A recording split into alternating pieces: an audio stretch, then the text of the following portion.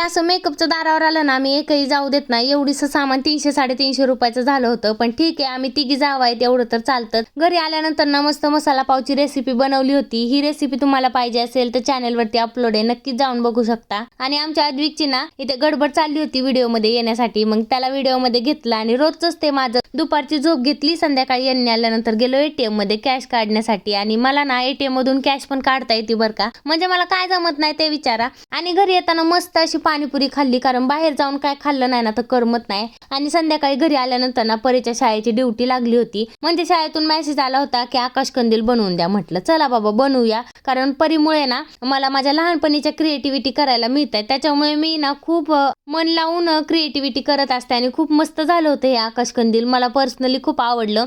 म्हणजे मला ना हे शाळेमध्ये पण द्यावंसं वाटत नव्हतं, एवढं आवडलं होतं. पण ते द्यावं तर लागणार, पण दिलं ती दिलं. त्यांनी रिटर्न द्यावं वाटत होतं, पण शाळेने काय रिटर्न दिलं नाही, तिथे सजवण्यासाठी ठेवलं. म्हटलं ठीक आहे जाऊ द्या, असंच मोठं आकाशकंदील बनवूया. पण बघू आता, फराळाचं पण बनवायचंय, त्याच्यामुळे शक्य होतं नाही होत काय माहिती. जर नाही झालं तर विकत आणता येईल, आणि जर शक्य झालंच तर तुमच्यासोबत शेअर करेनच. तर मस्त असं आकाशकंदील झालं होतं, खूप क्यूट दिसत होतं. गुलाबी आणि पोपटी याचं कलर कॉम्बिनेशन होतं, मस्त वाटत होतं. तुम्हाला कसं वाटलं तेही नक्की सांगा, मला तर खूप आवडलं. तर चला बाय.